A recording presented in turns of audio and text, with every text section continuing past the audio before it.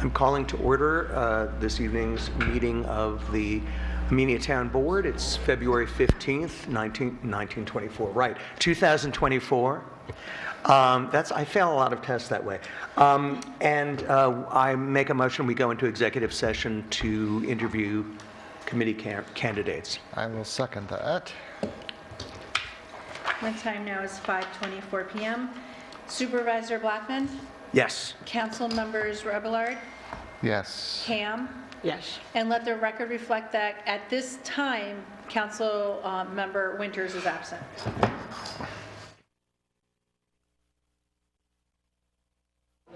Okay, everyone's mics on. What? Your executive session. Oh, okay. I make a motion that we exit our executive session. I second. Supervisor Blackman? Yes. Council members Rebillard? Yes. Ham? Yes. And let the record reflect that Winters is absent. Although we're hopeful to see him soon. So I would like to make a motion to open the meeting. I second. Ooh, we did a good job. Okay, There's a seat right there. Right up front. Yeah. Yes. Yes. Council members? Yep. Rebillard? Yes. Ham? Yes. So we'll start by saluting the flag. I pledge allegiance to the flag of the United States of America and to the republic for which it stands, one nation, under God, indivisible, with liberty and justice for all. Okay. Emergency exits, just in case, as if you haven't all been here before, is the door you came in, and this door also is an exit.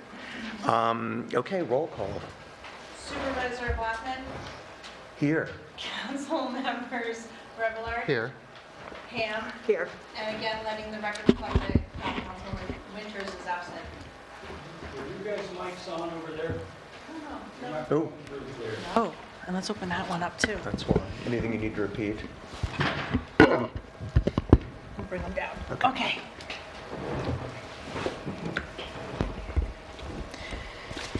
Did you finish the roll? Yeah, there's, Okay, then we're... it's all you. Thank you. Then we're open for public comment. So members of the public who are interested, raise your hands, and then you need to step up to the podium. You go right ahead. Okay, thank you. Hi. If you don't mind, I'm going to bring my phone up. State your name. And just state your name and... Kylie McCarran. And I'm actually from Sharon, Connecticut. But I did see on Facebook that Amenia was having a coyote hunting and trapping contest, so I'm here to speak on that front. And I'm sorry, just repeat your first name? Kylie, K-Y-L-I-E. Thank you. McCarran. So I am not here to argue about the need to manage and control wildlife populations, as the Amenia Fish and Game has cited as the need for this contest, but what I am going to protest is the way we do that management. Trapping is cruel. I just don't see how anyone can argue otherwise.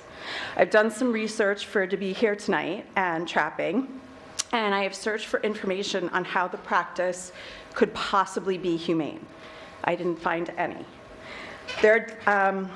I know some people may argue, and this was some of the research I found, that the animal in a trap is only conscious for a few minutes, or rarely bites or their limbs off, but it does happen. I'm not sure how anyone could argue how having a leg caught in a trap could be humane. Would we do it to our own dog? Would we do it to any animal? And I said, I bet that would be a resounding no.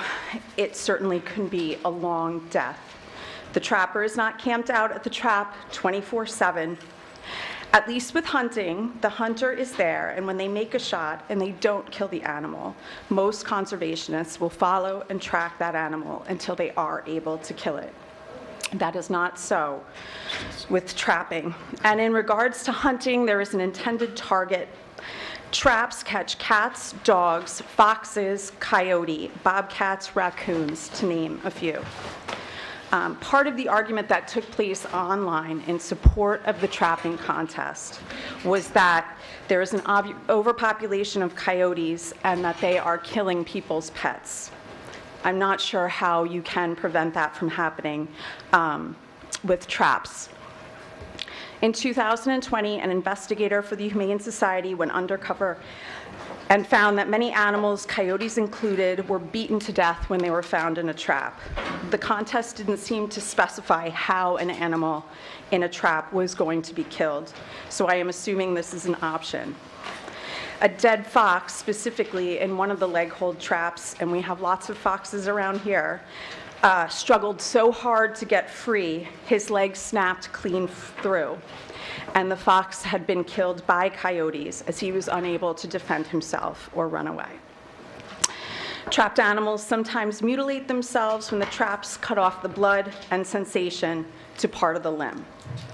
I would encourage anyone in support of this cruel and barbaric contest to watch an online video of a coyote being held in a trap and the amount of pain and suffering it goes through. I think anyone who sees a video of this nature would understand that trapping perpetuates animal pain and suffering on an enormous scale. The idea of it being a contest for money doesn't sit well with me either. I know several hunters who have a great respect for the outdoors and wildlife. I also know that they make conscious choices about the animals they target, considering age and sex. When the flyer reads that almost every coyote will earn a cash prize, that certainly doesn't convey that kind of respect. I'm sorry, you're going to have to wrap it up. We Okay, only have 3 minutes. and Oh, I I'm so wasn't- sorry. Okay, that's really all I have to say. Okay. Can I Thank make a you. comment now or no? Well, we do have public comment session right now. So you're And not a you're public. response. Just so I can make a comment, just about the trapping, I found out this afternoon from Tony Robert that there will not be any trapping in this coyote contest, and I'll go into the other contest part later, but as far as the trapping is concerned, the trapping season has ended, will end on February 29th, and the contest starts on March 1st, and so Tony said there would not be trapping, and that the trapping on that flyer was a mistake. Yeah. Can I say something about your comment? You need to Public go to the comment has to go podium. over to the podium. And just state your name. Amy Goosens, I have a real hard time with this contest as well. I think it's disgusting, and we have a responsibility to the wildlife in our community. And even if it's technically legal until the legislation changes in November, I think that we all should stand up for the wildlife in our area. I did talk to the DEC about the contest, and they said that that they inquired to the gun club, and that trapping is still, the trapping season is extended past into, I think, either all of March or part of March in New Jersey and Pennsylvania.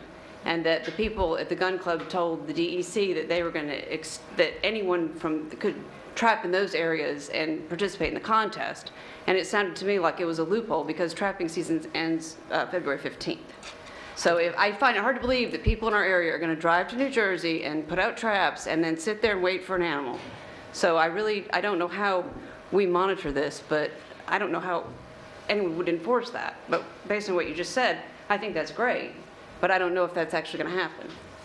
I mean, are they saying that, how do you know how they killed it? I mean, is there a person who's going to see how the coyote was, if it was shot or if it has evidence of being in a trap? I mean, Whether they're bringing the animals in. So I mean, I don't know how these things work. I think it's horrifying. I can't even believe it's legal.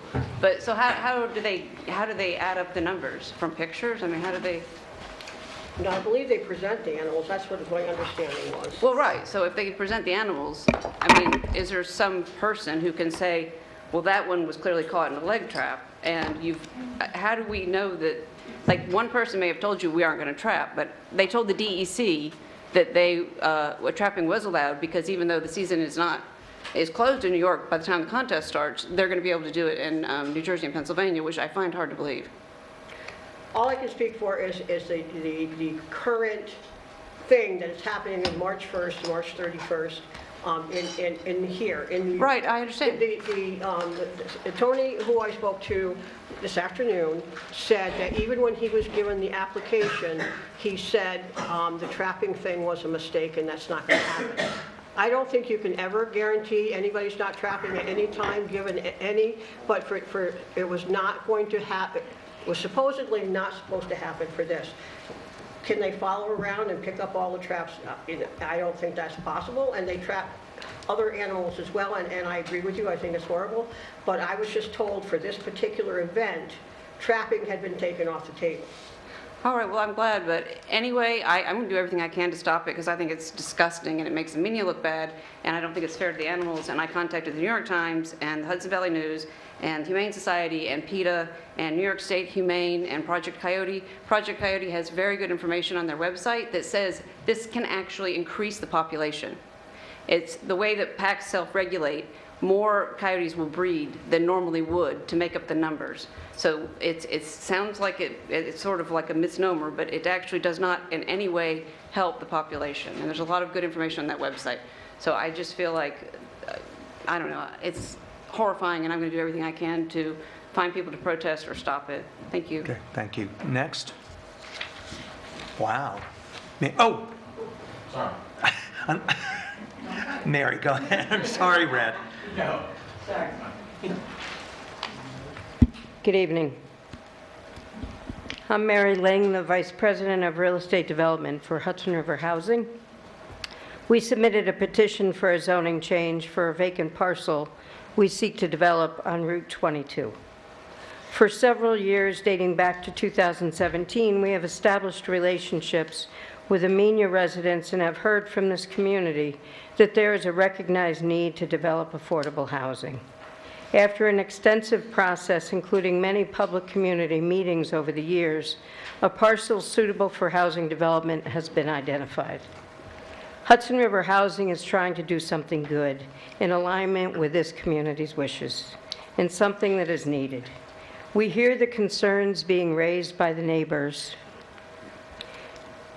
and as we have shared with them in a meeting we had in November, and as I described in my response to their comments in a letter to the town board in January, all of these concerns will be addressed during the planning board and state environmental quality review process.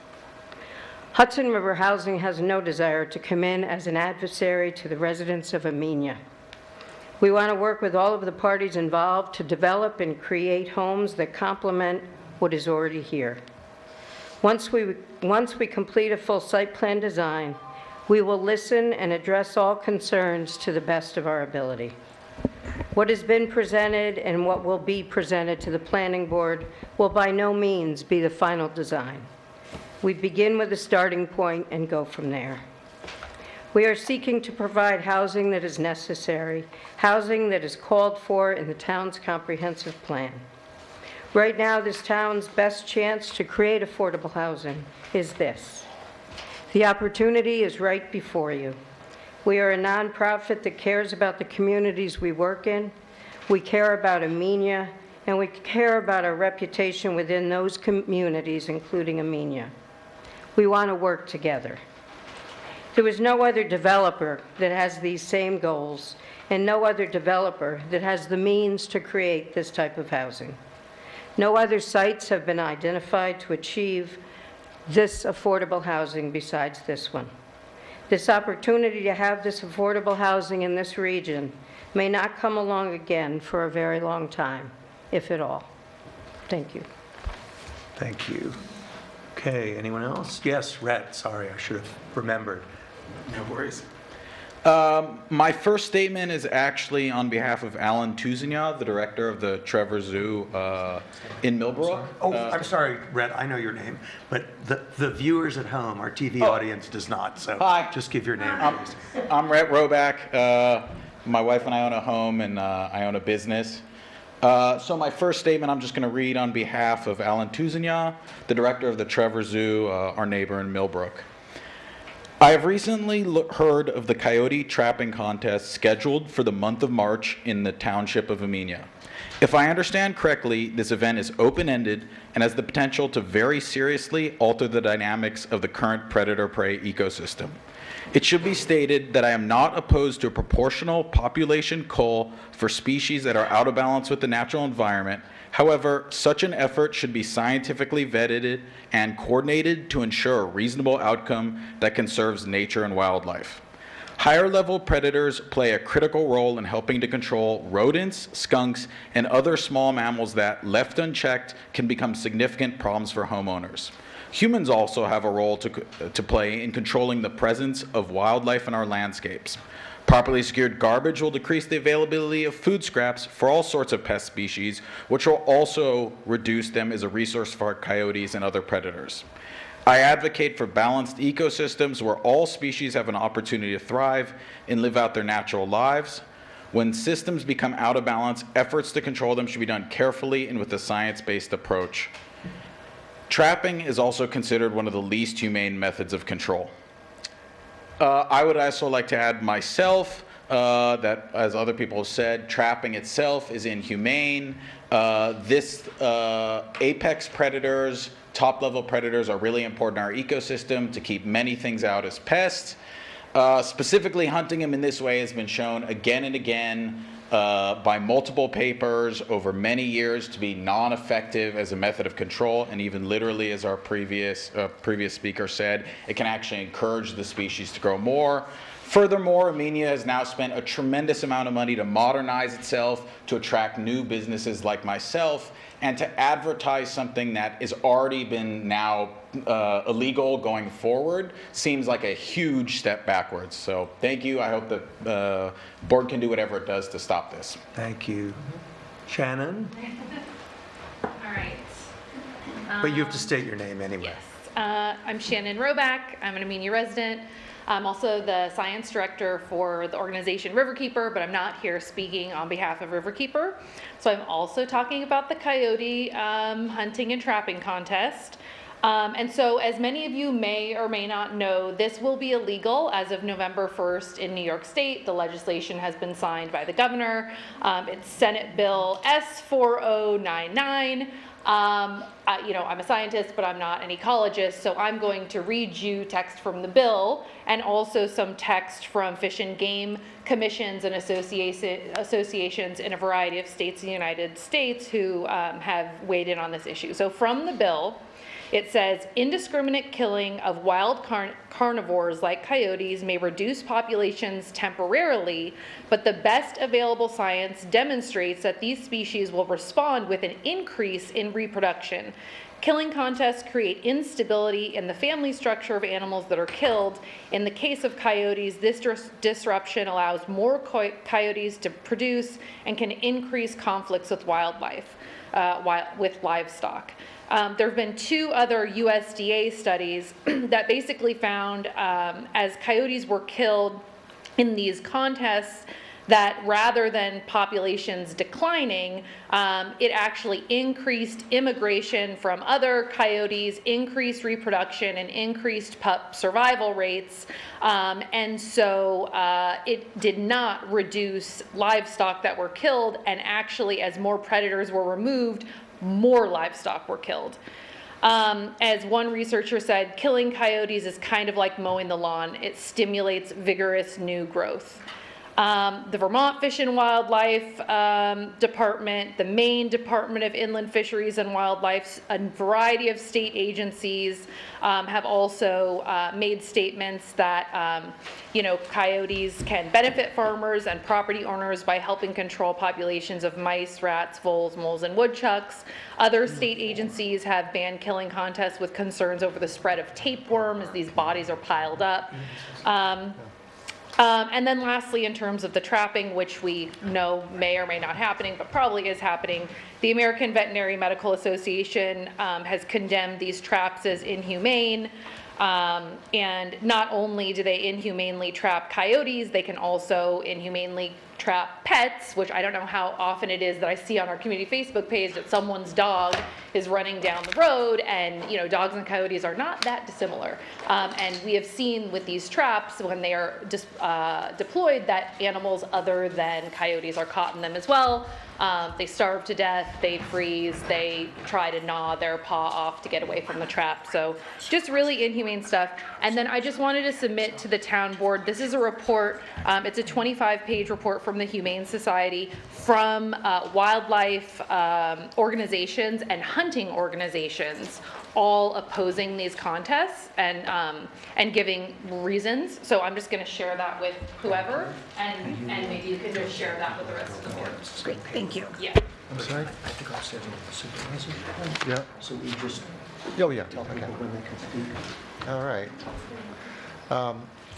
We have to step out for a second. Yes. You want to come up and speak? No, it's all right. He'll be right back. I'm happy. I can brief you later. So I'm Sandro La Rosa, Salvatore La Rosa, aka Sandro, 15 Spruce Hill in Amenia. And my comment is about the Hudson River housing petition. So Amenia's Hamlet Residential District, the so-called HR, is along Route 22, is a strip of land limited in width and at a height of approximately 2/3 up a hill west of Route 22. I prepared a map. I don't know how it's possible to show it, or what should I do? Should I show to the camera or to? If you show it straight ahead, he's going to look right The down camera at you. is here. So here, I indicated with an arrow where the site here. This is all HR, and this is SR. And what the Hudson River Housing is asking is to change the zoning of their site and make it HR. Okay. So this is. So what the HR plot, what HR wishes is to develop is above this line, okay? So accepting Hudson River Housing petition to rezone their land as HR would therefore constitute a singular violation to the zoning map, which raises questions of spot zoning. The site itself is poorly suited for the intensity of development anticipated by Hudson River Housing. I will not repeat the list of intrinsic constraints on the site and the concerns already highlighted in previous testimonies. I'm referring particularly to the December 7th testimony. Not only by your constituent, like myself and other neighbors, but also by the Armenian Code Enforcement Officer and by the Planning Board Engineer. But allow me to highlight, also for the benefit of the public, just one specific aspect. I don't want to go back and make the list. The site in question is immediately adjacent to a severe cliff with a 120-feet drop overlooking the old Amenia ore, the ore bed. You can see, I have again these figures, you can see the sudden and steep drop in these pictures. This is an old picture taken many years ago from the ore, and this is the HRH site. This is the Hudson River site. It's here, just above the cliff. And this is a view from the boundary of their site. So looking down, this is what you can see. The drop, about 120 feet drop. So do we really want to have such a high density of families with young children living there and exposed to such a hazard? I've heard opinions that you could build a high wall, but unless a high wall is erected along the entire ridge of the hill, That would not prevent and maybe actually invite some adventurous kid from just walking around the wall, wouldn't it? You know, it's a nice wall. Let's go around, and you have the cliff down there. This town board is given a hard job, I believe, you know, when being presented this petition. They are asked to rule on a petition based only, and I underline, based only, on alleged benefits as stated by the developer, without indeed any substantiated data to support such good intentions. Hudson River Housing has not presented any financial or other data to support the viability of their project. What have they given to you and to us? A few sketches, by the way, were inaccurate because, you know, for instance, our well was not where it is, you know, was well distant from the leach field they anticipate, and a list of good intentions, you know, PowerPoint, we'll do this and that. And I've asked very basic information first to the housing board, and then to Hudson River Housing directly, as like site studies, cost estimates.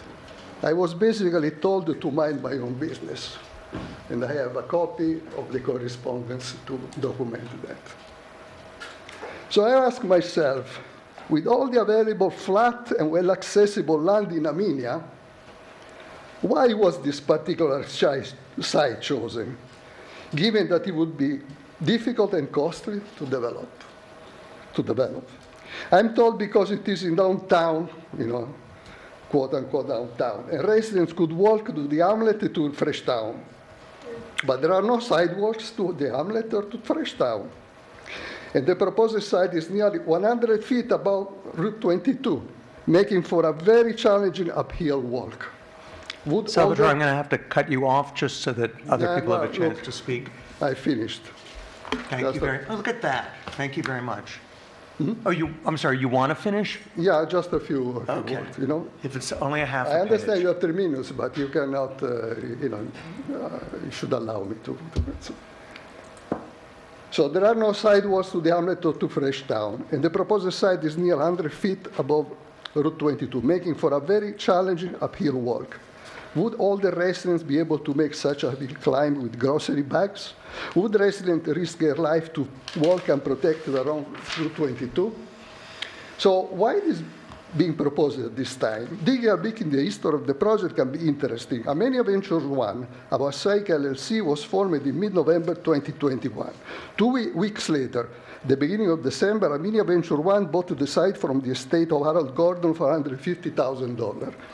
After 2 months, in February 2022, Amenia Venture 1 resold the site to Hudson River Housing for $190,000, as reported in the property card. Acting as an intermediary, Amenia Venture 1 pocketed $40,000 in a 2 months time span. This is 186 internal rate of return for you financial guys.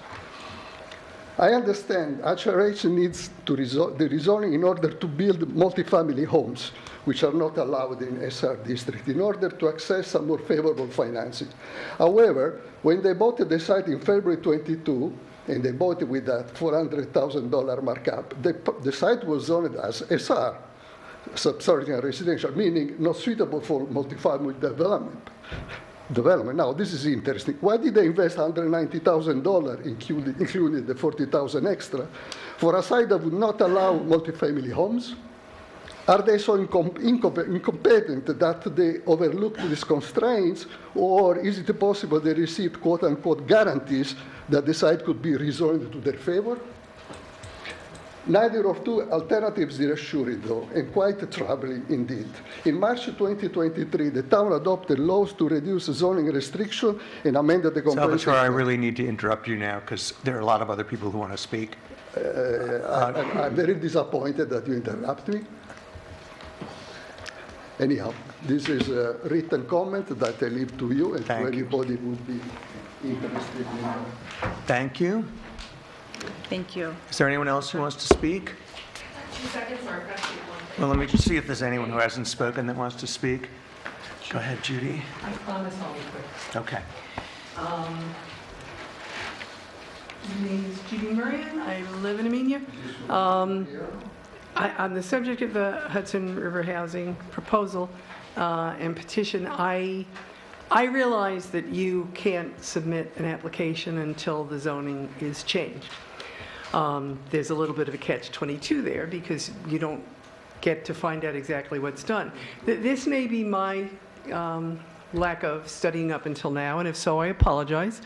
But I would like Hudson River Housing to put out as much information as possible with an aim towards perhaps dealing with people's concerns about what the housing there will be, what the plans are for septic water, et cetera, whether there will be any foreseeable change to the immediate environment and water courseways and, you know, those sorts of things. I think it would be helpful for most people in this town if they felt a little bit more informed about what was going to happen. That's all. Thanks. Thank you. Yes. I'm going to actually monitor things this time to 3 minutes because otherwise we're not going to get through the evening. Of course. My name is Mary Ellen Sullivan, and I live in Amenia. I'm a Spruce Hill resident. My property abuts the proposed Hudson River housing development. As I'm sure you understand, the members of our community have several concerns, but among some of the concerns that my neighbors and I share regarding this development is that of land erosion and drainage. The land behind 9 Spruce Hill, which is my property, includes a steeply graded hill. During heavy rainstorms, the flow of water down the hill has resulted in considerable erosion to garden beds and to the gravel driveway, as well as dislocation of stone pavers.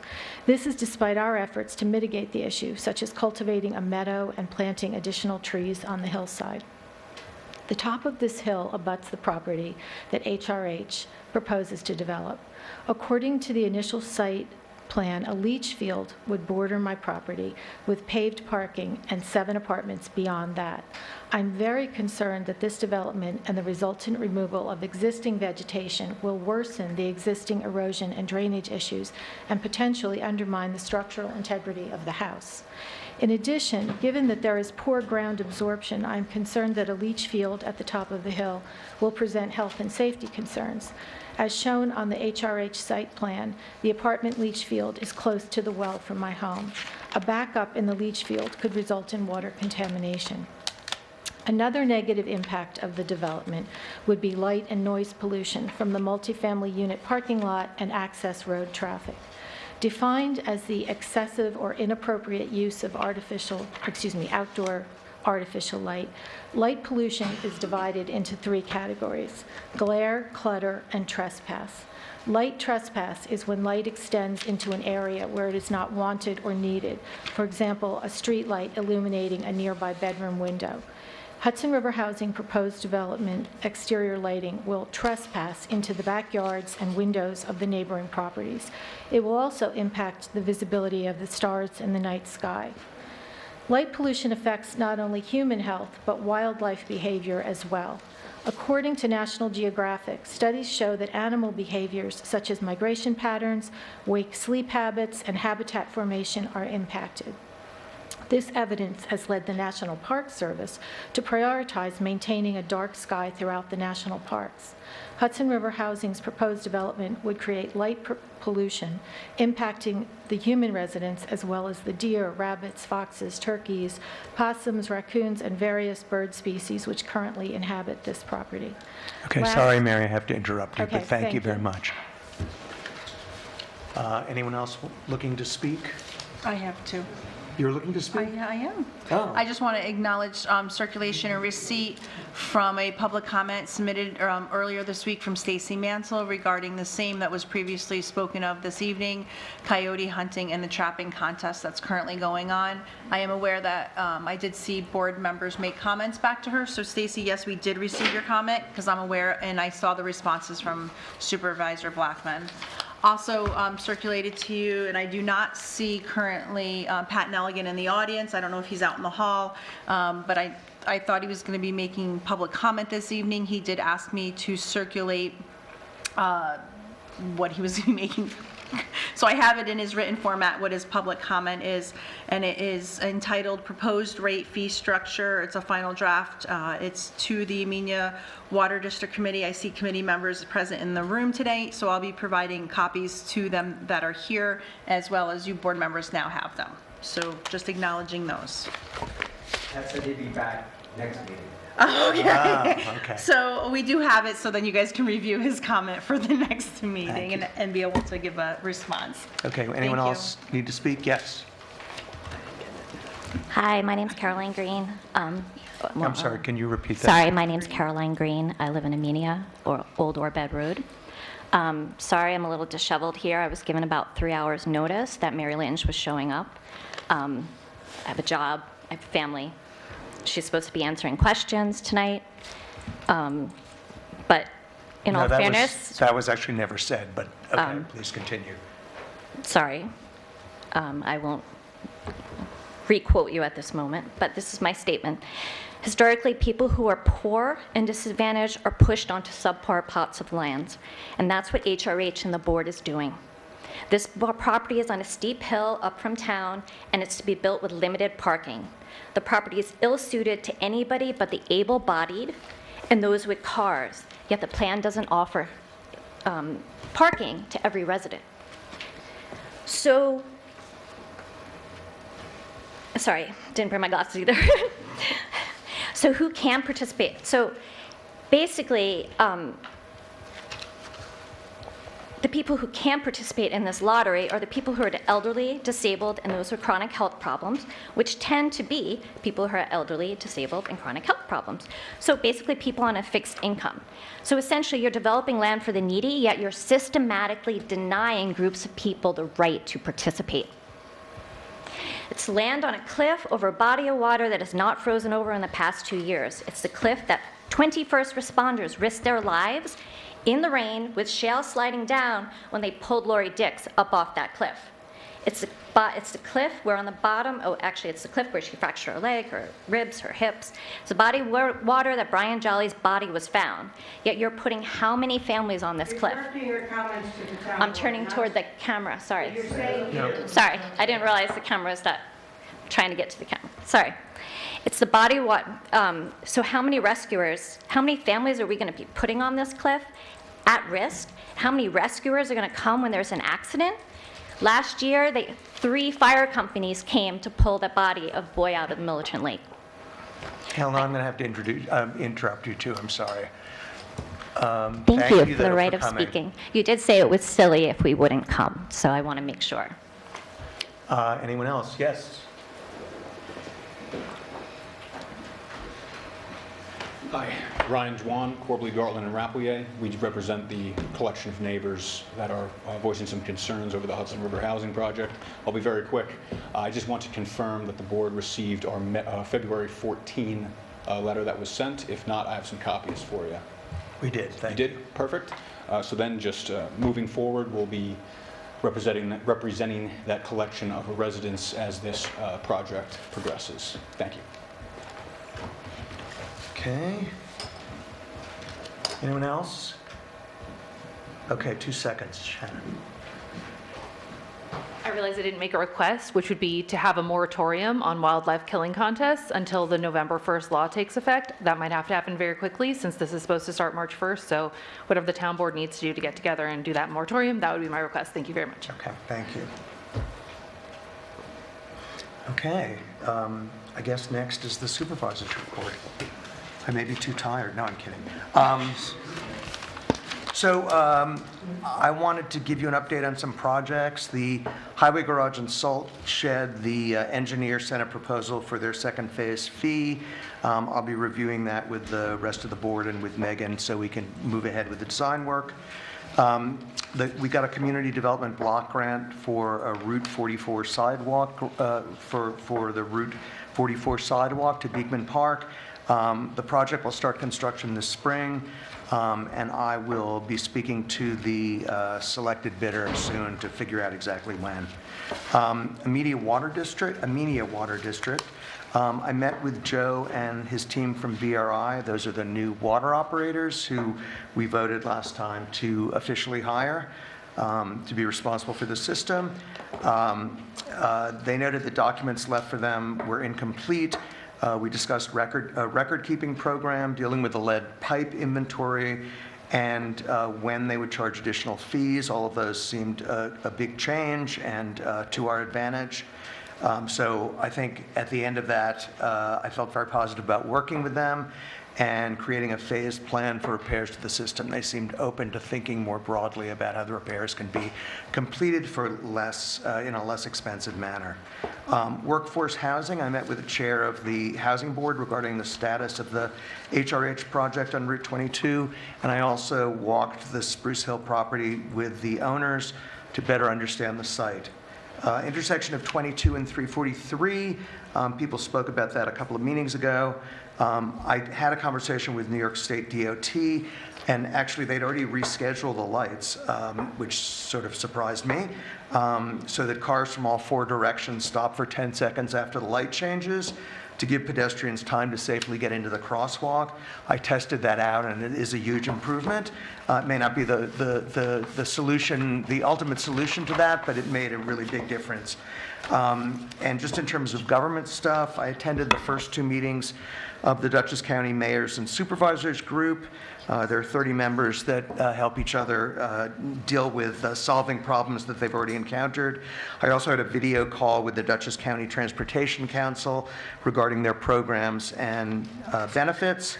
And I had a meeting with the 2 chairs of the Enhancement Committee and encouraged them to keep working on Fountain Square and the Passaic Park.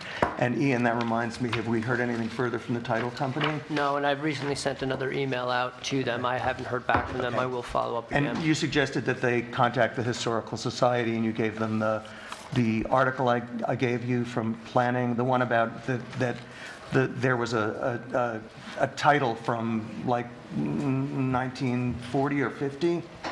Remember we discussed that? Not ringing a bell. Okay, I'll find that and resend it. I'm sorry, I don't. Okay. I don't recall. No problem. Sorry. Okay. You're up, I'll go quick, Dawn. if you guys vote quick. Good evening, everyone. The February 1st minutes have been circulated to the board. You guys ready to move on those? Oh, yes. Who would like to move that? I'll make a motion. Leo. Second. Okay. And that is a motion to go ahead and accept the minutes as presented. And Supervisor Blackman? Yes. Council members Revelard? Yes. And Ham? Yes. Also reporting to the board that tax collection, as everyone knows, is up and going.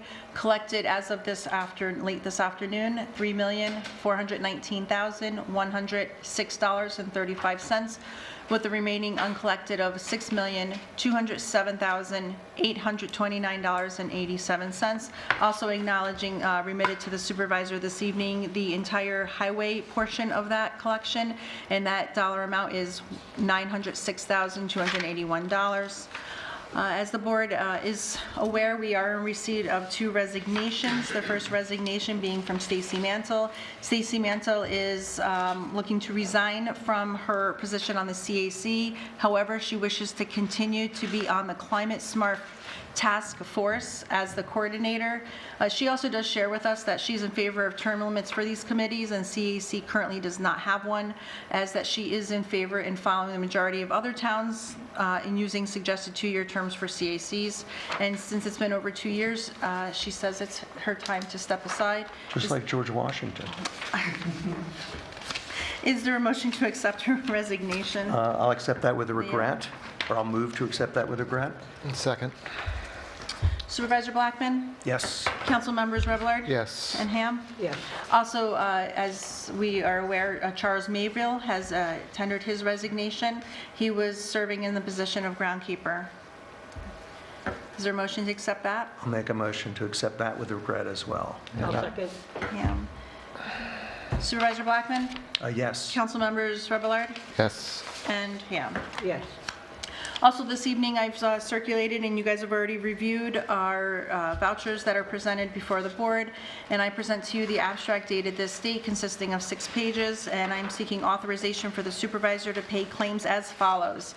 General Fund, $152,022.04. Highway Fund, $38,514.08. Amenia Lighting, $1,349.87. Wasake Lighting, $496.98. Amenia Water, $7,020.80. Amenia Library, $225,000 even, and we've also remitted as part of our prepaids. Wasake Fire was remitted their share, as well as Amenia Fire. So our total abstract for this month is $425,103.77. Is there a motion to go ahead and authorize the supervisor to pay claims as presented? I'll make that motion. Brad? I'll second. Rosanna? Supervisor Blackman? Yes. Council members Revillard? Yes. And Ham? Yes. Circulated via email to each of you earlier this week was we received notice from Dutchess County for the notice to involved agencies. They are seeking lead agency, and this designation must be within 30 days, and their date was February 2nd. Okay. The project was shared for everyone that is interested. Dutchess County consolidated two-way radio communications system project. It looks like they're going to be expanding two-way communications down on what we would all know as Metro North's site. So that map was shared. So I don't know if you guys have had the opportunity to review the maps and documents, being that you're all new. A little jammed up, but we obviously need to before the next meeting. If you want to keep, yeah, well, your copy was an email. This is the original that was served on the clerk. But you can look at it if you want to look at it tonight. I'll be glad to share it should you have any advice to them prior, so that way we can move that along and support the county. I'd also like to thank our viewers and everyone that supported me in this year's annual blood drive. It was a successful blood drive. I truly, from the bottom of my heart, appreciate the support we had from those that came out to participate in the drive itself, those that shared on Facebook. Truly, from the Kligner family, we say thank you, and it means a lot to us. And just as a couple of reminders here, Monday, Town Hall will be closed because of President's Day, so all town offices are closed. And the town clerk's office will be closed on Tuesday from 9 a.m. until 12:30 because they're going to be doing laserfish training here at the Town Hall. So after lunch, come on in, but if you need us beforehand, please feel free to leave a message on our phone extension as well as sending an email, and we'll quickly get back to you. Anybody that wants to come in and pay those taxes, though, you can just leave them right in the mailbox to my door, and I will mail you a receipt. And that will conclude the town clerk's report. Great. I haven't received a water district report, have you? I mean, it is there, that just started officially, and I didn't ask them for one, but you didn't receive, you Well, don't know I mean, anything I don't did know, do you? distribute, that's not an official water, is Pat's thing? Well, that's from the water committee. That's the water district committee. Oh, it's from Pat, okay. Right. So not VRI. VRI has not not VRI. submitted Okay, anything I'll yet. talk to But them. they're here, it's their first, well, they were only, Yeah, they're it's less the than a first month. meeting, Yeah, right. give them a little. Thank you, Joe Taylor. And So that's all I have for my reports. Do Okay. you want me to acknowledge the reports that are in our packets this evening? Or do you want to let Sure. Katie go because she's here? And She wants, I'm sure she okay, had a so long the day. highway department and the building department, we don't have written reports, and they're not here, right? Let's look. They're not physically here. Let's see what's in our Okay. packet. So in your packets, you guys are going to find that you had your building department report. Okay. $6,340 for residential searches, fire inspections, and their building permits. Also is a status report for their violations, which I do not see in the packet. Our highway report, I don't know if it started snowing, but Megan had indicated snow tonight. All went well the last couple of snowstorms, and they're happy this past snow. January thaw has arrived with warmer temps, making the dirt roads very muddy and difficult to plow. It is a very rough on our equipment. On January 29th, I took Supervisor Leo Blackman for his first tour of our muddy roads. It's delightful. Since then, we've been doing our best, working with the colder mornings and grading the ruts off and adding stone to stiffen them up. So thank you, Megan, and your entire highway crew for all that you do. Katie, you're here, but there is a rec report, so I'm assuming you want to come on up. Go right ahead. Katie, Recreation Director. Just a few things. I shouldn't say few, it's a little more than few. So Summer Camp 2024, we are actively hiring for camp staff. So we have 5 camp counselor positions open. They should be 16 or older, 1 assistant camp director position, and 1 nurse or EMT. Those applications are available on our recreation website. We do need those staff to be able to hold camp. I do have 4 interviews scheduled for next week, so it's looking good, just depending on how those interviews go, but I'm still accepting applications for those. Camp will be 6 weeks starting July 1st. Camp's going to be $125 a week, $90 for each additional child, $650 for all 6 weeks. Those are residence fee. If you're a non-resident, it's $150 each week. The summer music series, so all bands are booked for that. The first concert will be July 8th at 6 p.m. on the basketball court. The music lineup will go live soon, so keep an eye on social media for that. Our upcoming events, I have Saturday, March 9th at 10 a.m. we have a St. Patrick's Day craft hour here at Town Hall. And then on Saturday, March 23rd at 11, we have an Easter egg hunt at Beekman Park. At Beekman Park, I just want to remind everyone that it's not a dog park. It is a ball field and a playground. Dogs are more than welcome there on leashes, and there are doggy bags available to clean up. It just affects the grounds and the fields if people are not cleaning up and abusing that. There is currently a gigantic ditch in the middle of a baseball field right now because some dog dug a hole.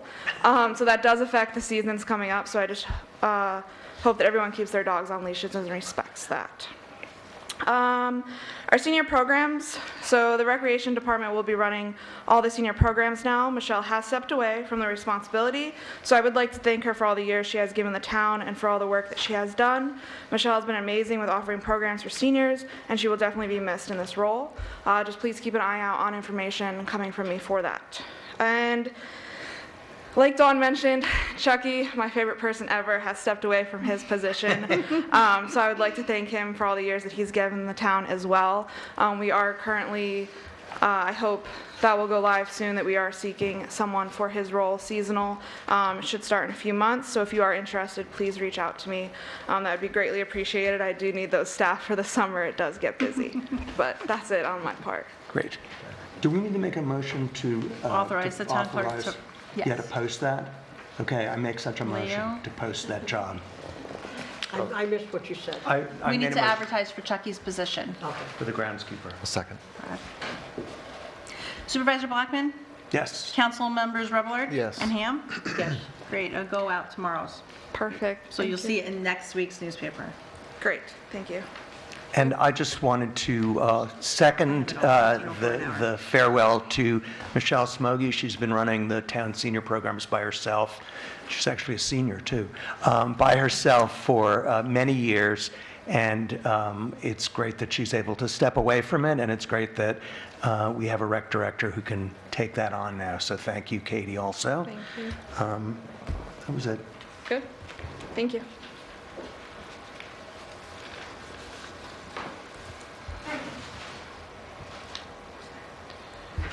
Are there other board and committee reports? Anyone? I have, there will be a scheduled enhancement committee meeting. Hold on here. Is it the 27th, Leo? I don't know. I guess we'll find out. I just said they should have one. They didn't tell me. That's what you asked for, 5:15. Yes, that's right, thanks. So the 27th here at the Town Hall at 5:15. Great, thank you. Anyone else? Okay. Resolutions, time for resolutions then. Let me get them out.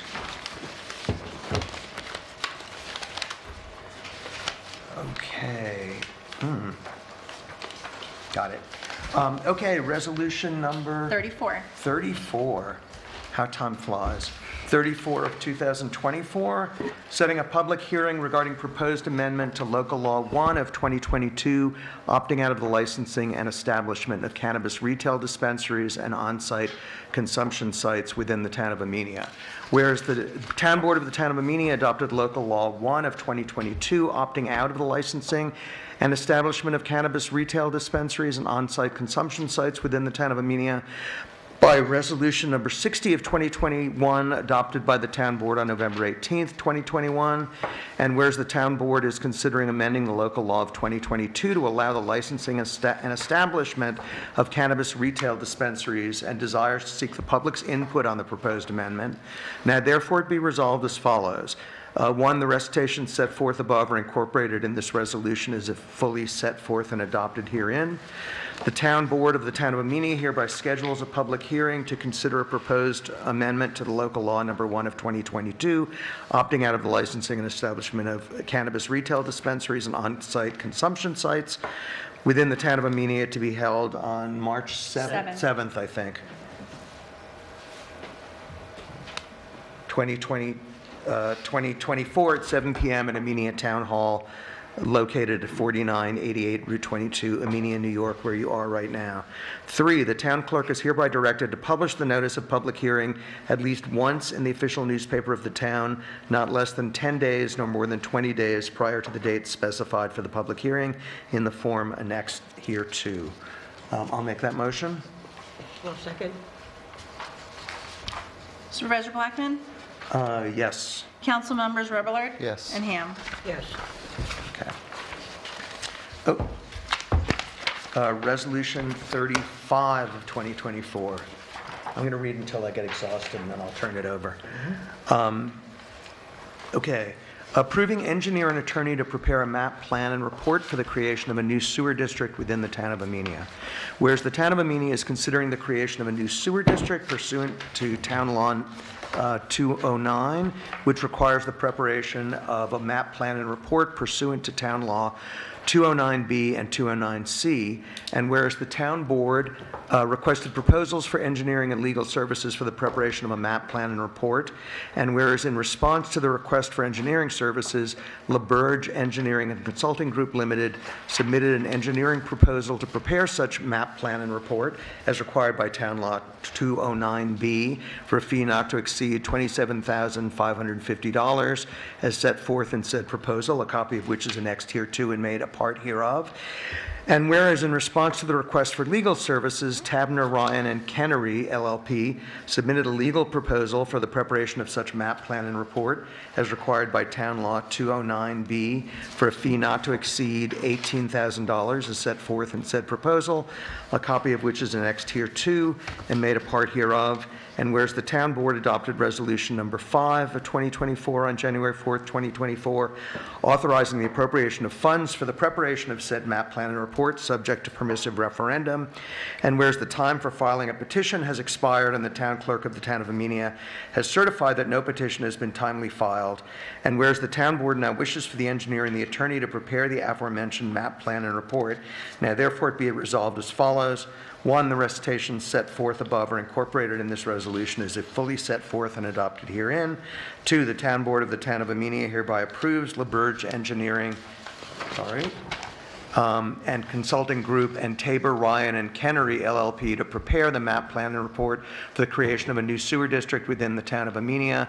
3, LaBerge Engineering Consulting Group Limited, and Tabner, Ryan, and Kennery, LLP, shall be paid in accordance with their respective proposals and in accordance with Resolution Number 5 of 2024. I'll make that motion. I'll second, and I have some questions. Yep. So the purpose of doing this map plan report is to establish the district solely, correct? Yep. And then in establishing this district, this will eventually have to go to a referendum for vote, correct? Right. Okay.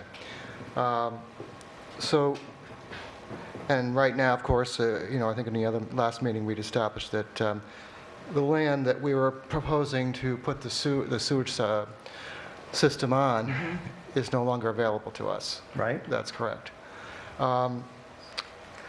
what happens, once we complete this report and we have no, and we establish a district, but we have no place to, for the sewage disposal, and eventually, I mean, the goal would be to find a place to put that. Right.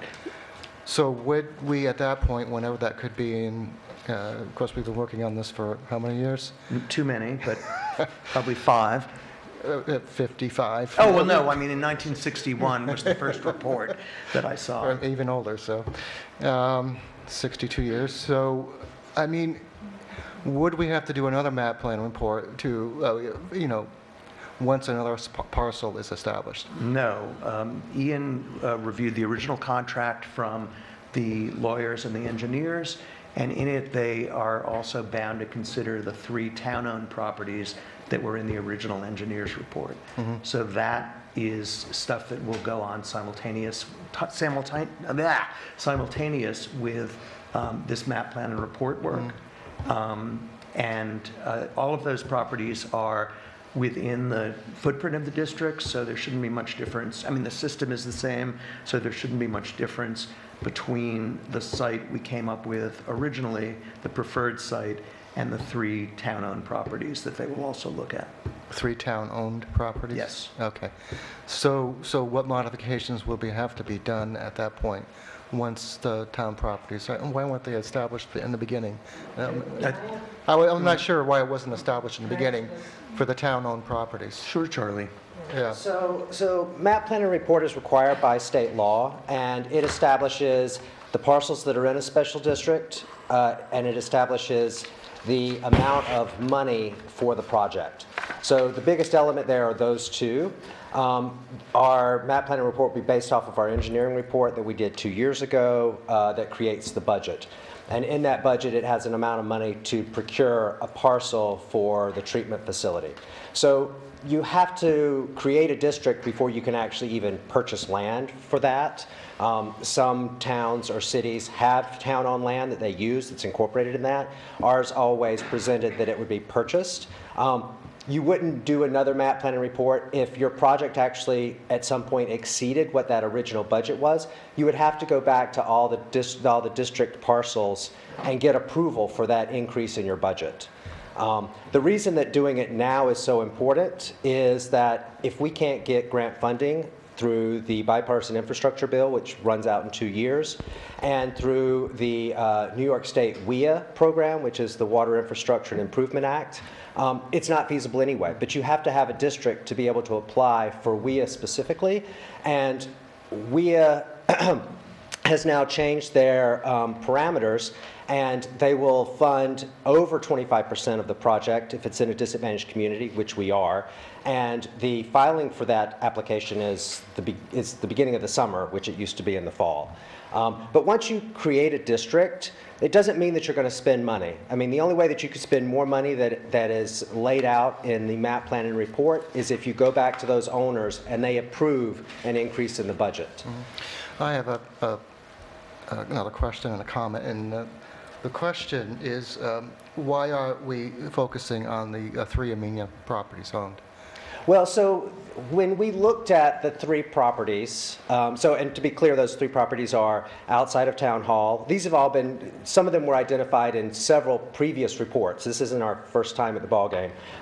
The other property is on Depot Hill Road, and then a portion of Beekman Park. So they were looked at for different types of treatment facilities. There's 2 types of treatment of effluent.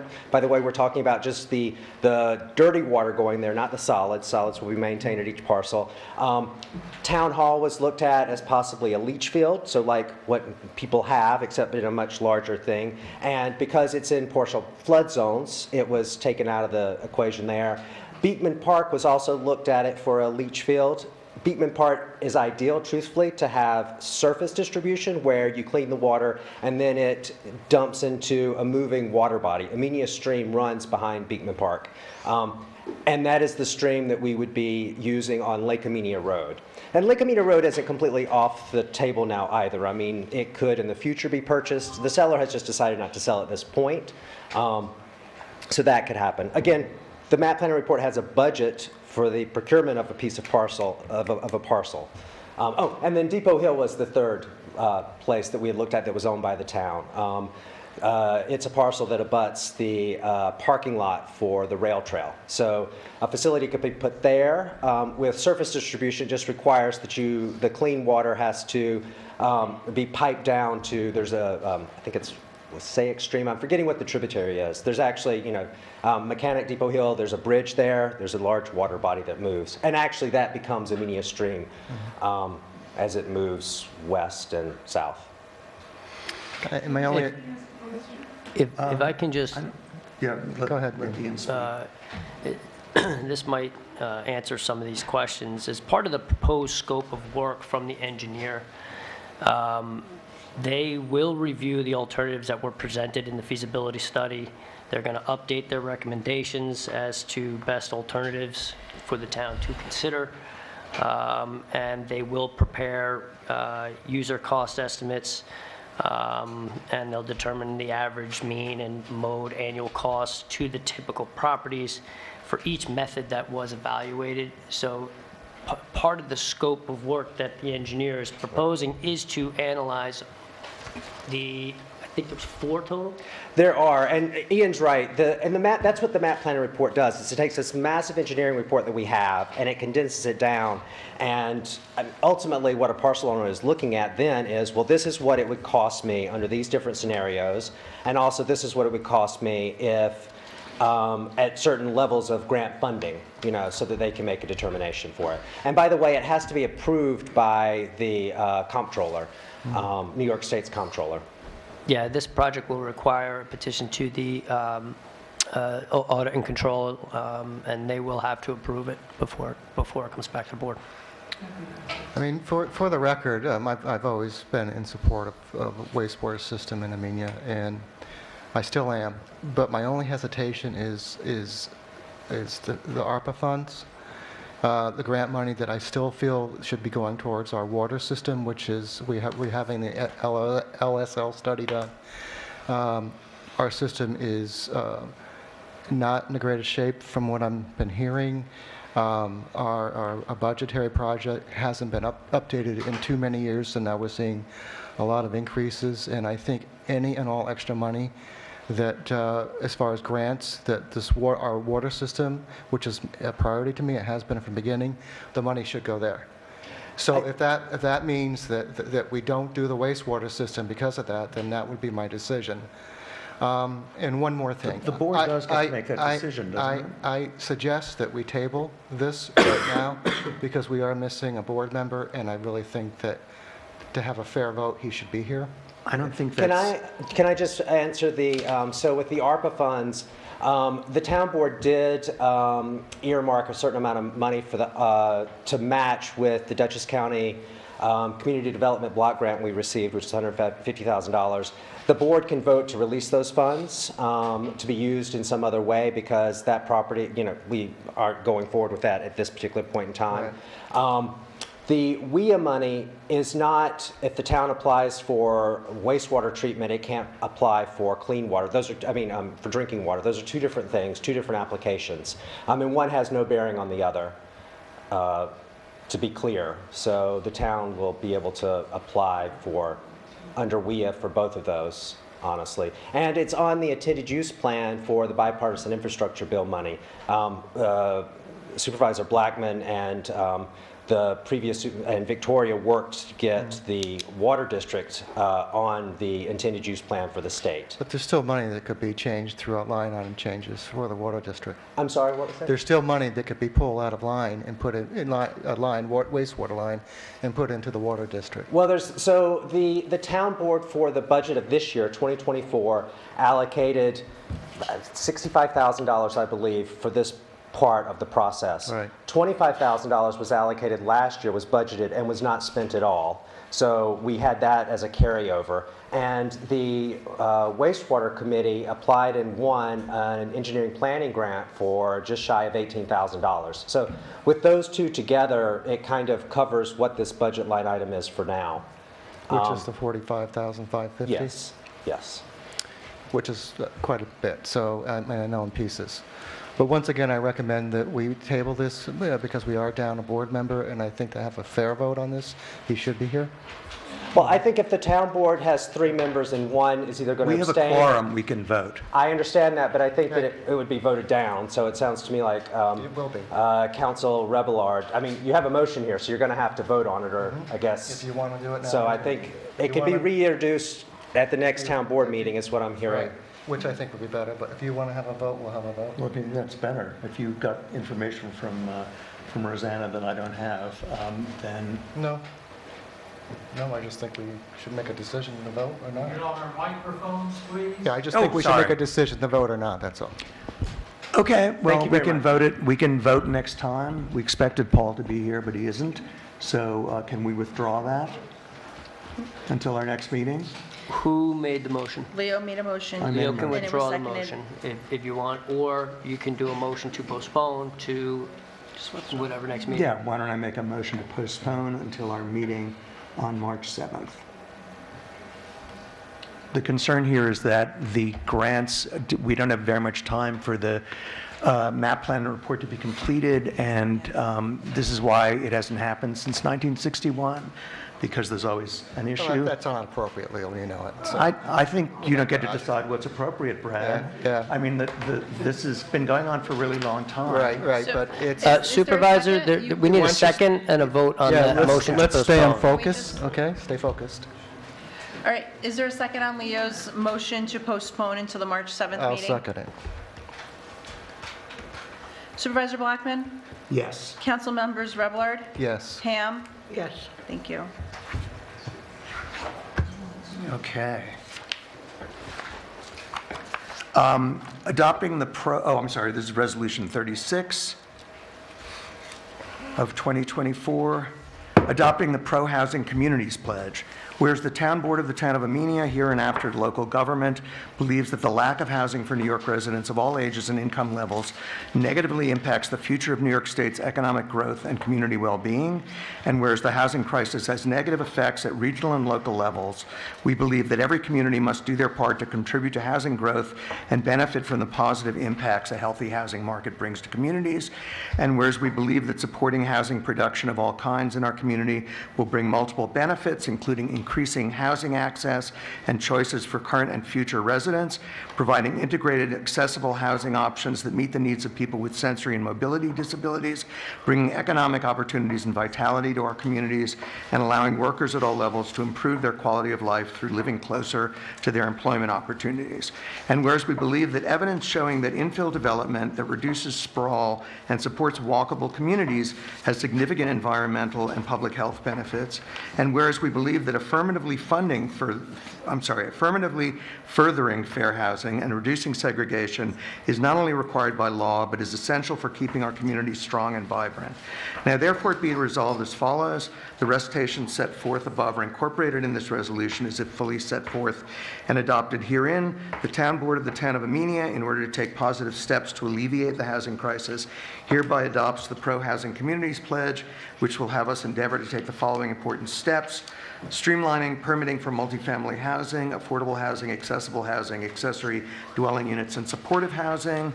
Adopting policies that adopting policies that affirmatively further fair housing. C, incorporating regional housing needs into planning decisions. D, increasing development capacity for residential uses. E, enacting policies that encourage a broad range of housing development, including multifamily housing, affordable housing, accessible housing, accessory dwelling units, and supportive housing. I'm going to second it if someone else will make the motion. I'll make the motion. I'll second that. I just realized that out of context, this may not make very much sense. In order to get New York State funding through the governor's office, a town has to adopt the Pro-Housing Communities Pledge, and that gives them a sort of a priority in terms of getting funds from the governor's office for housing. So that's the reason that I'd like to see this done. I have a question still. Sure. Okay, so basically what we're voting on is just the fact that we recognize the fact that we need affordable housing and that we are willing to move forward on that, not in any particular place or any particular whatever. It's just the fact that we support the idea of affordable housing. Yes, because there isn't any, I mean, there isn't anything in the There's really, pipeline that would yeah, use there's this. really no ask here from what you what I read through it. It's just a commitment to we're in agreement that, you know, for our New York State's plans for affordable housing. That's how I see it. Yes, Correct? and we've talked about that for a Yeah, long time. Yeah. And the other question I have is, what does it mean streamlining permitting for multiple family housing? I think that that means working with the building department. There were changes made already to the zoning code to encourage affordable housing, so we may have satisfied that already, but there hasn't been a conversation yet with the building department about anything that might be, or developers about anything that might be blocking the production of workforce housing. And what is supportive housing? I believe supportive housing is what we have a lot of already, which is group homes. As far as I know, that might also include senior housing. All right, and accessory units would be something that, like a, Accessory dwelling units are like mother-in-law apartments. Maybe that's the wrong term, but they're basically an apartment within a house to allow someone else in the family to rent it. and one other question. Sure. Incorporating regional housing needs into planning decisions. Okay. What does that mean? I think they're just saying that that we should look at the towns around Amenia too. I mean, all of the towns around Amenia, because they're part of the Tri-Town Coalition, which I've been involved with for 5 years, are trying to do this in their own towns right now. But I think it's, I would say that it's to acknowledge the fact that there are needs all around us that other communities are trying to fill. Thank you. I mean, I'm not the governor, so I didn't write this, but I mean, in terms of how I would interpret that based on. Once again, I don't think there's an ask here to change zoning. I think this is Right. something, but it just is a commitment for our willingness to work with affordable housing is all. I don't see any ask here, in other words. Right. Yeah. Okay, Supervisor Blackman? Yes. Council members Revillard? Yes. Ham? Yes. Great. The transfer of funds. Now we're in for some fun. Okay, resolution for transfer of funds number 4 for December of 2023, which is. So it's resolution number 37. Oh, thank you. Doesn't say that at the top. It'll be corrected when I get it. Okay, I totally trust you, Dawn.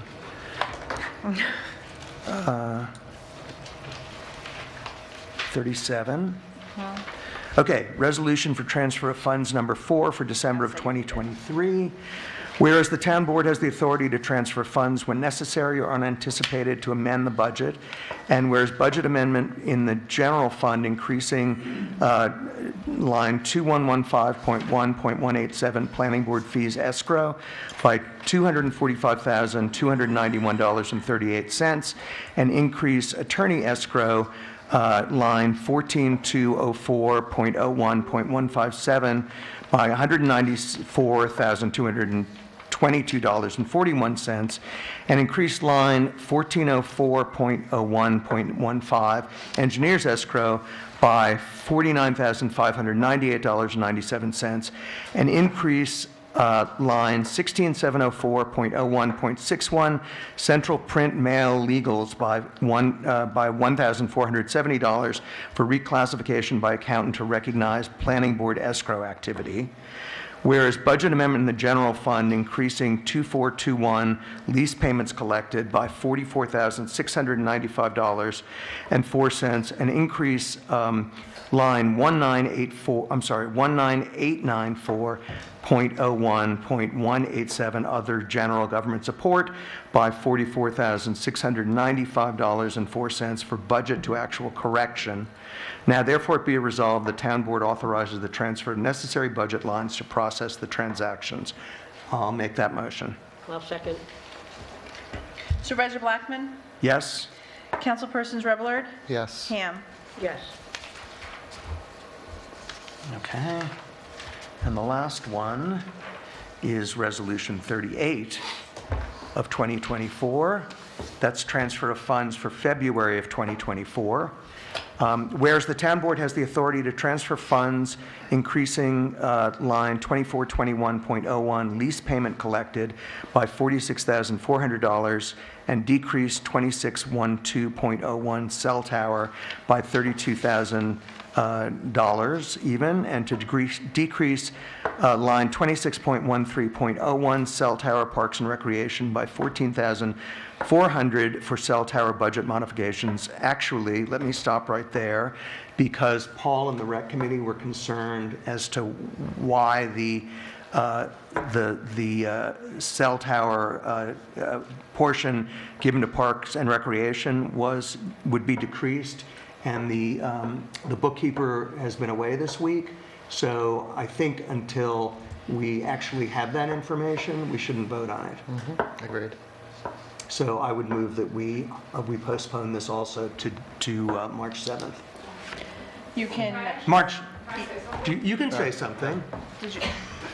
So I'm just a little confused because that cell tower fund is park and recreation money. So there was absolutely no communication whatsoever from the bookkeeper, from the town board, that you were taking money from a park and rec line that we're revenuing from the cell tower. So I'm just a little confused as to where this came from. Well, I don't know where it came from, which is why I want to talk to the bookkeeper. So several years ago, Yes. when this whole lease contract did take place, town gets a share, recreation gets a share. Correct. What she's doing is she's doing the entire transfer at the beginning of the year. The money's going to go in, and so it's her moving the monies from the proper account to the proper account. And you have to show it as a decrease for one to show it to go in for your revenue. Understood. She was just trying to do the entire year in January rather than at the December. From the auditor who she met with last week, Denise was January, here? Yep. So when Denise was here, that is where that is coming from. She actually made it a point to make sure I knew she was doing the entire year, because if you look at it, and if anybody that's out there in the world watching, you don't get $46,000 a month, it's the entire year. From the cell tower. From the cell tower, yeah. So she was trying to do the whole thing so that way it was there. So that money would then be going It still goes into our the same, it goes capital into the fund? same account that it always goes into. It says for budget. This is for February. Budget modifications. Okay, so the transfer of funds for Yeah. February is anything that you're going to see as she's going down, anything that has taken place or any expenses for one or two little items. Here, she's doing the transfer for the entire year that needs to be done for the cell tower. Go ahead, ask the question. I can hear you whispering to her, so just go ahead, say it. You're the chair. It's just saying that it's decreasing.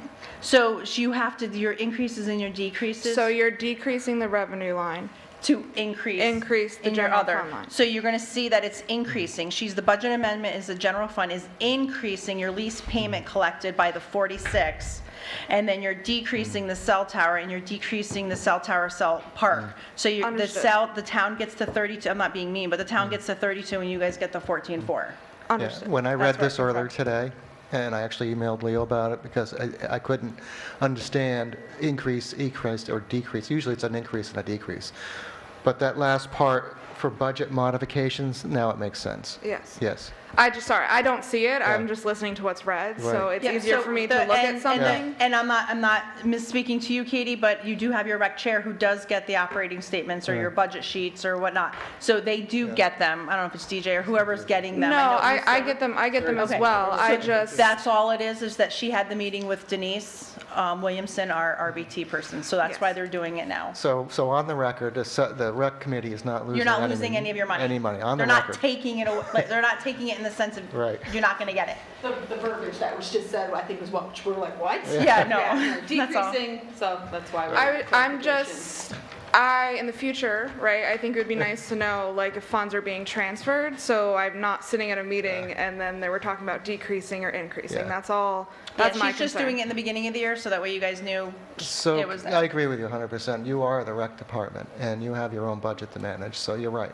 Yes, that's my, Yeah. that was it. But thank you Yeah. for clarifying that. I I'm appreciate glad it. that I talked to her. Yeah. Or that she told me when she handed it to me. Make sure. No, I didn't see it, right? So I didn't see it, so I didn't read it, and I didn't understand what it was. I just listened, so thank you, but. Keep reading. So I can keep reading? I think you should. I mean, yeah, if everybody's Everyone all right with good. that? Okay, good. Okay, let's see. So, whereas budget amendment happen if you wanna pay the in the bills. general fund increasing line 2421.01 lease payments collected by $31,153.86 and increase line 19894.01.187 other general government support by $49,009.95 and increase line 2401.01.187 interest leases by $17,856. I assume that that's the same. Copiers. Yeah, it's the other leases. But it's the same, I mean, but it's the concept. same strange math. Conceptually, it's Okay. what's going on, yep. Okay. Whereas budget amendment in the general fund increasing line 97-106.01.850, Greene County Combined BAN by $115,000 and decrease line 97306.01.850, Greene Count Combined BAN, what is BAN? Your bond anticipation note? Thank you.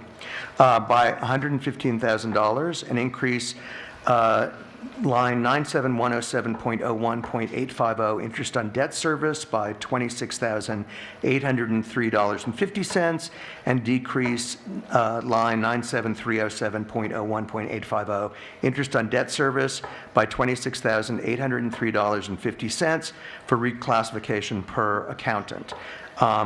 Whereas budget amendment in the general fund increasing line 10104.01.048 town board conferences by $208.18 and increase line 80204.01.16 planning CE affordable housing by $1,130 and decrease special items contingency, which is line 19004.01.049 by $1,338.18 for town board training and 74 Lake Amenia Road asbestos and lead paint assessments, which were done last year.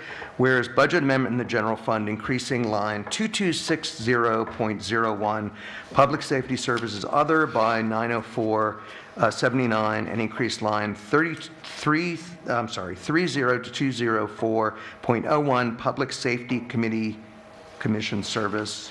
Communication. I'm sorry, communication Public services? safety, yes. Okay. By $904.79 for DC Sheriff Services for Congregation Beth David. Now therefore be it resolved, the town board authorizes the transfer of necessary budget lines to process the transactions. I'll make that motion. I'll second that. Okay. Supervisor Blackman? Yes? Council members Revelard? Yes. And Ham? Yes. Okay, done with the resolutions. Let's get back to the meeting. Okay. Other matters. Is James Ottinger in the room? I don't see him. Okay, he was going to talk to us about the signage that he's proposed.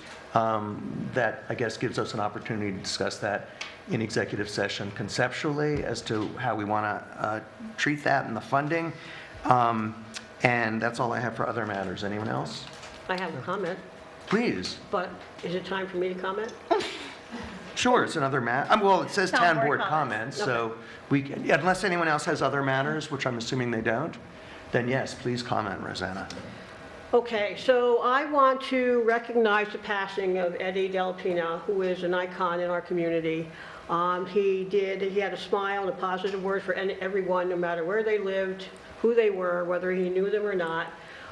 He did all these little things for people. He pulled back garbage cans for the curb. He worked with the ice in front of the post office, all volunteer. He would shovel in front of his apartment building. He helped people carry in groceries.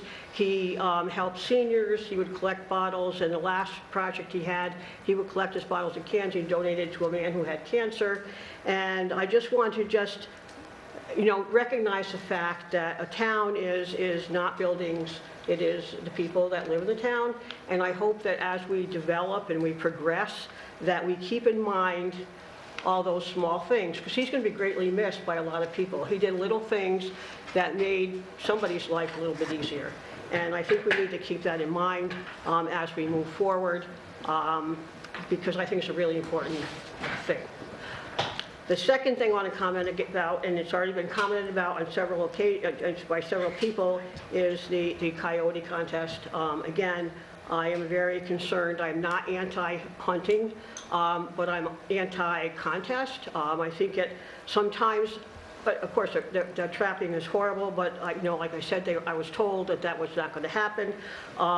But just the whole idea of concept and competition, there are going to be people out there with shotguns, and hunting is one thing, being competitive about it is another.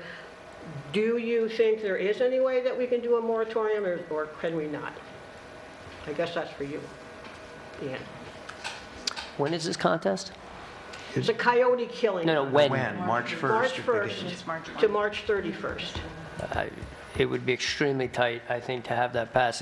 You're passing a local law to do it, so I don't know if we have the time to actually do one. So it would have to be a local, it would have to be a local law in order to have any impact. Yeah, so I don't know if we would have the time to do it, because you're like 2 weeks away.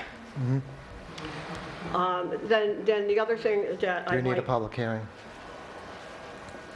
The other thing I might want to add, I want to add is the fact that I did speak to DEC, and they did say that if anybody sees anybody shooting, trapping, or doing anything suspicious on posted land, if it's your land or whatever, don't hesitate to call them, because that's another problem.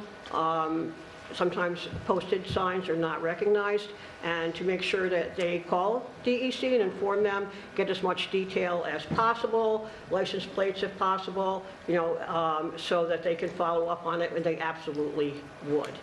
But for the future, I know there's no more well, I guess it really doesn't matter, because I don't know if there's any other season that they can have a contest with between now and November 1st, but I think it's concerning.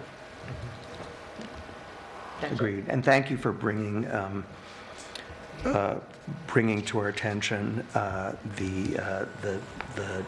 oh my God, I just lost it, the death of Eddie Delfino. Thanks for letting us all know about that. He was a great guy. Anyone else have town board comments? No? I don't either. So, Dieter, did you have something? In response to your meeting once in a while, I'll hold off my comments till next meeting. Okay. Talk about emergency services mostly, but we'll talk about it next meeting. Thank you. Okay, then I would move that we have a second executive session tonight, and that we open that up. What? I'm writing down who's saying what. I'm You're moving and you're going to share, moving. but the purpose is? Oh, the purpose is discussion of the applicants we interviewed and some legal advice. I'll discuss Okay. this, Notice take lead agency. this is the circulation for lead agency. I'll explain that to the board. So I just need a second. Second. Before everybody just jumps, because they're going to take a second, they're going to vote. Mike really likes to get everything on camera. He gets, okay, so Brad. Yes. Okay, Supervisor Blackman. Yes. Council members Revler. Yes. And Ham. Yes. Okay, and the time is now 8:32. It's 8:47. I make a motion to come out of executive session and go back to public meeting. A second. I second. We are ready. Okay. Too late. Got it quickly. Supervisor Yeah. Blackman. Yes. Councilmember Yes. Revler and Ham. Yes. Okay. The first resolution is to withdraw resolution number 1 from our reorg meeting, which was to appoint Vicki Doyle to the open town board seat Calendar year 2024. for the calendar year 2024. Okay, is there someone going to second his? I'll second. Supervisor, Blackman? Yes. Council members Revler? Yes. And Ham? Yes. Okay. The second resolution, which is not going to have a number, is to appoint Alan Gamble to the open seat on the Ethics Board. Are you making? I'm making that motion, yes. Leo? And I'm seconding the motion. Supervisor Blackman? Yes. Councilpersons Revillard? Yes. Ham? Yes. Okay, and the third one is complicated. And the third one is Are your mics on? authorizing the supervisor to go ahead and, authorizing the supervisor to sign the consent, allowing Dutchess County to serve as lead agency for their project known as Dutchess County Consolidated Two-Way Radio Communication Systems Project. I'll make that motion. You, I will second that motion. Supervisor Blackman, Yes. Council members Revillard? Yes. And Ham? Yes. Cool. Now we can go back into executive session. That should be fun. Okay. And are you making that motion? to I'm go making a back motion that into- we go back into executive session. Oh, how exciting. And it's 8:49. I'll second. And that is for the purposes, are you continuing legal advice? Yes, this is for legal advice. I thought it would be. And at this time, your town clerk is excused, or am I still No, here? you should stay. Okay, I'm staying, okay. All right. We're good. Supervisor Blackman? Yes. Council members Revillard? Yes. And Ham? Yes. Thank you.